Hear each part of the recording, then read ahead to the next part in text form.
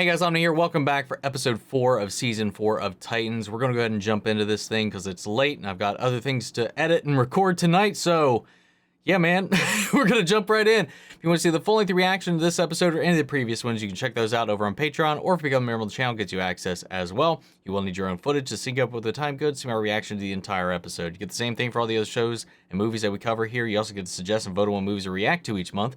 We got monthly Q&As, behind-the-scenes footage, or try to make it worth your while since you are going to way support the channel. But of course, I know never going to do that.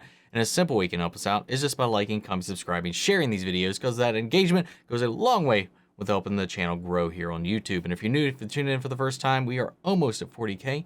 I'd love to hit that by the end of the year. That'd be a great milestone to bring a close to this wonderful year. And maybe if you've been a long-time lurker, now's the time for you to hit that button as well, man. If you enjoy the reaction, stick around. We got plenty of stuff coming your way in the future. With that all said and out of the way, gang, let's go ahead and hop into episode 4, Super Mart. Here we go. Interesting. Interesting title. Mayhem. Oh. Yep, because you're a genius, Leo. Huh. No one. It's very reckless use of your abilities. It's just dry skin. Don't ever assume to know someone else's dermatology. What's with her? Huh? Hey again? Yeah, I can barely get a cup of coffee. What the fuck? What are you doing?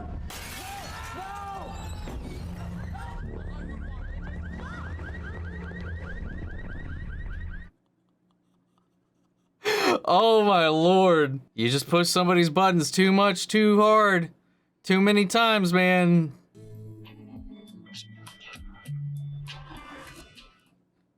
Wow, that's her villain origin story. What do you do? The organization. Turn the card over. Say them. And then what? And then you're done. Roth. Metreon.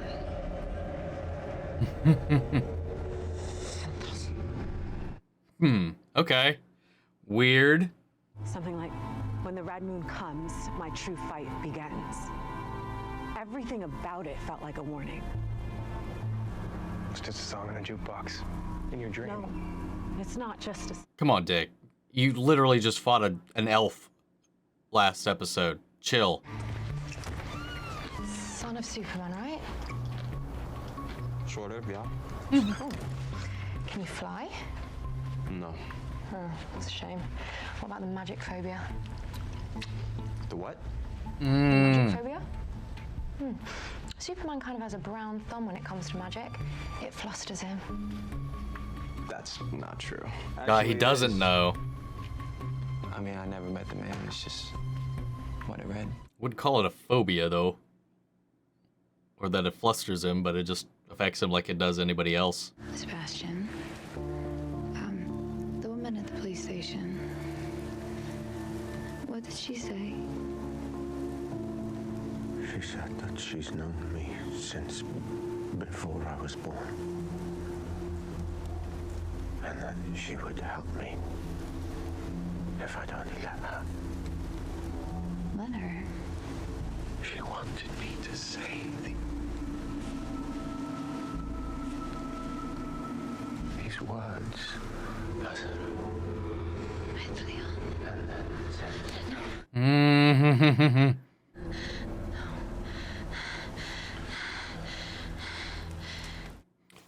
Hey, would it still count if, like, you're bouncing off of one another? Rachel, there's no one left at the asylum. They're all gone. What if they're not? The deal with Koriand'r, the fire at the asylum. No one survived. They couldn't have. You sure about that? Oh, you know, all those people you guys torched alive.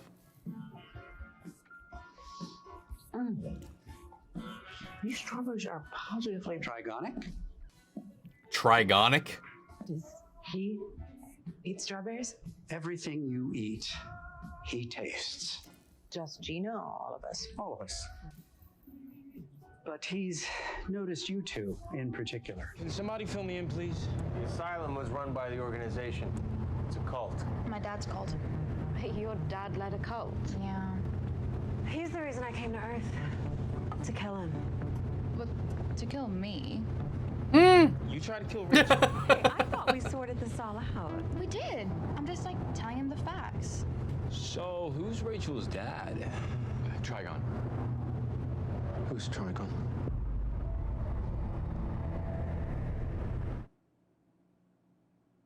Was that, like in that flashback, was that Rachel's mom that was with her? For his first birthday, he ruled an entire planet. At the age of 6, he destroyed an entire planet. Then he tried to take our planet. Hey, can I drive this thing? What do we ever do without her?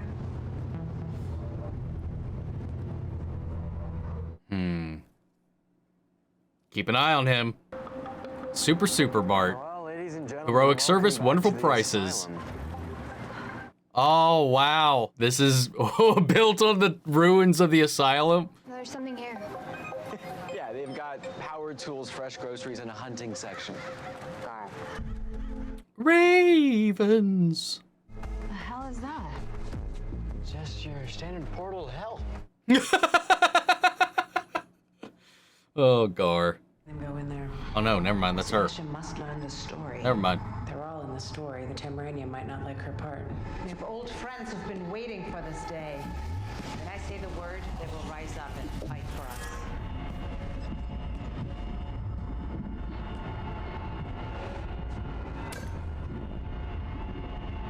Hounds of Hell. It's time. Uh-oh.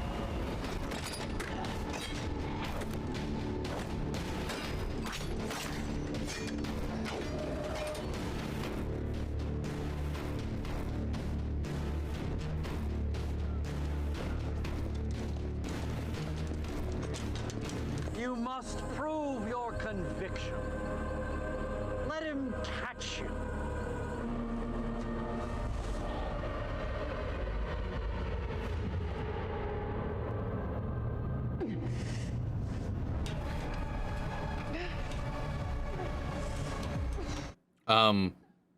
Give each other space? Yes, you can. Oh, okay, she's helping her up. I was like, this is not the optimal way to climb a ladder, guys. Let's split up. You guys go right. We'll go I just noticed Zagar has a Dungeons and Dragons shirt on. Sebastian, not really sure which way to go. It's like some creepy fairy tale. Well, that could be me. The Trigon, the child. And that could be me. Yeah, it definitely looks like your armor. And this could be all of us. Or it could just be a fairy tale. And the song playing in the jukebox. Dick, come on. Just a song. The world you live in. Please. Shit like that, so annoying. They live in these fantastical worlds, magic we know exists. He's like, nah. Let me just tell you how magic works. It's really just a contest of will. I have plenty of will. Yeah. But you can't decide if your will is good or bad. Hold on. Superman doesn't have a will problem. He knows he's good. You know, I'm not so sure. He has so much more power than everybody else. He must wonder if he's good or just a bully. It probably gives him doubts. Superman doesn't have doubts. We all have doubts. Hey, I think we found something. It's a bunch of tapes. She was like Angela, my mother. Looks like you have a sister. Wait, there's a twist.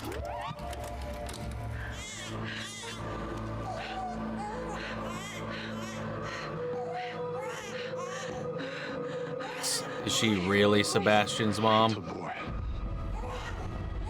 Sorry, May. Yeah. All those years just waiting for me and my mom. You should listen to the rest.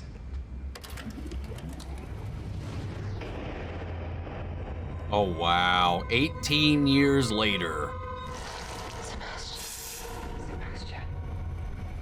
Sebastian.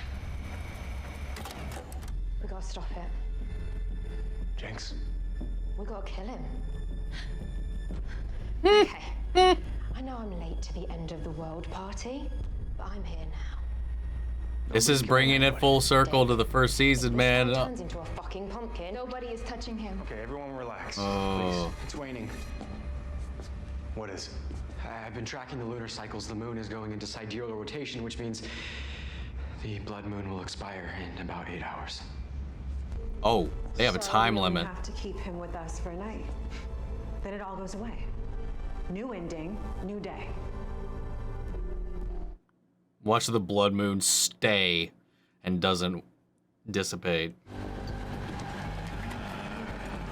Who the hell is that? A retail horde. What the hell is that? Wake up and smell the undead, people.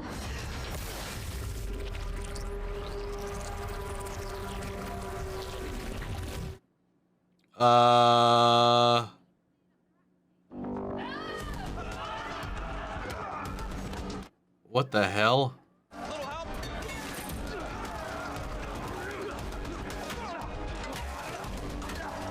This is another situation that Connor should be able to clear up all on his own, but it's fine.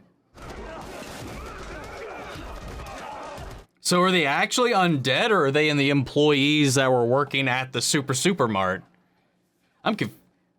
They don't look very zombie-esque. And if he's trying not to kill anybody, that would make a little more sense too. How many people work here? Okay, he said work here. Fair enough. They're just mind controlled then. Rachel! Get in, Rachel. Guys? Wait, she could have just done that at any time. Okay, so are they undead or not? Because that would heavily sway my feelings on what Rachel just did to this person. Because he called them zombies and they referred to them as the workers upstairs. They're wearing the uniforms from the place upstairs. So were they alive and then turned undead? There's no saving them. It's fine. Do what you need to do. But like, whatever. There's nothing's been established so far. Dick. Oh, shit. Zombie Deathstroke!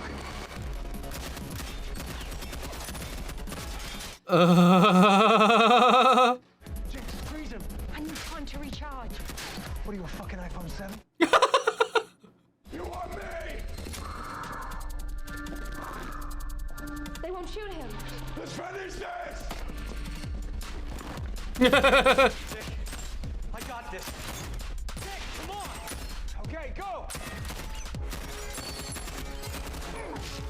Oh! Headshot, motherfucker!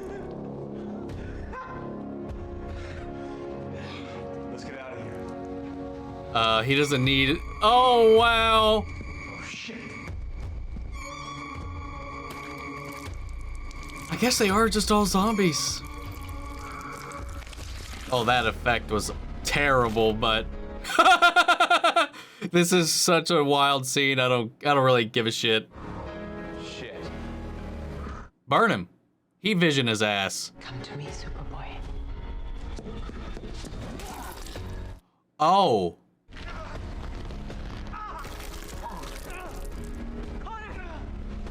What? Is it a magic blade? Or, I mean, the bullets weren't affected by the magic, so why the knife? So it's nice magic, just not his bullets. Okay. We're gonna get Sebastian out of here.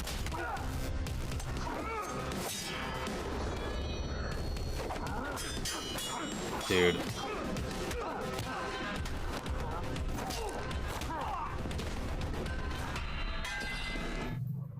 Oh no. I didn't know zombies could drive. Oh. I didn't have time to work on the voice. Nice.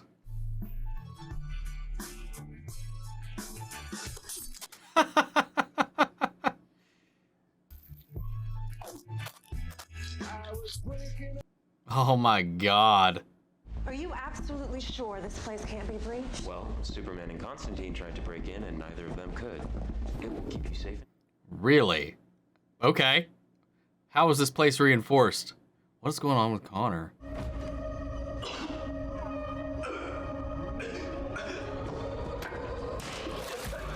Oh no.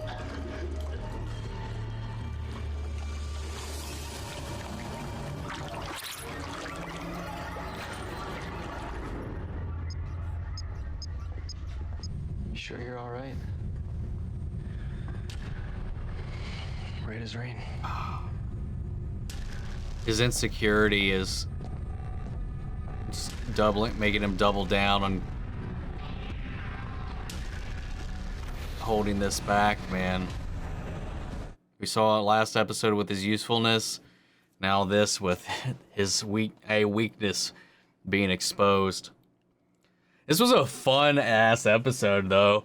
Like revisiting, well, kind of revisiting by having a completely different set and layout and everything. But in universe, revisiting a place we've been before. And kind of getting some expansion on this organization that's been worshiping Trigon and getting a glimpse of the cult before, you know, Rachel and everything like that. So it was really interesting seeing all that and how it all kind of ties back into this and how it kind of unifies the storyline that was going on now and the storyline that was going on in season 1. So, in essence, Sebastian and Raven are half-siblings. Both their fathers are Trigon. I mean, in theory, seemingly so. So if she's been tracking down everybody with these genetic markers, she's been trying to find her son, like lure him back in, and now she's finally found him? Or were they for some other ends? I'm very curious about that. So the Deathstroke was actually Deathstroke resurrected. They had said at early point this is all the people that had died here that were resurrected into the store. But why were they all wearing, like, stuff from the store?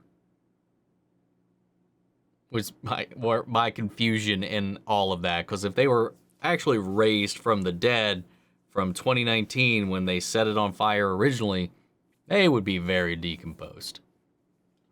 So yeah, I was just really confused on that whole situation, man. But it was a fun sequence until... And that confusion, depending on what the actual answer is, that confusion gave me so many mixed feelings when Rachel started sawing off a head. If it was the current workers and they have been turned undead and there's no curing them, no nothing, go for it, whatever. If they are the undead employees that were part of the asylum originally that have raised from the dead, put on uniforms of the Supermart, equipped themselves of all the tools up there, and then came back down here, give them. If they were just brainwashed Supermart people, I feel kind of bad about it. But I don't know. It was just a very confused scene for me. But it was just fun. I mean, again, it's another one of the situations where I would think Connor should be able to take them all out. But now that's thrown into kind of disarray. Because again, how this magic works doesn't make a whole lot of sense. The logic behind it's not completely there. Is it only...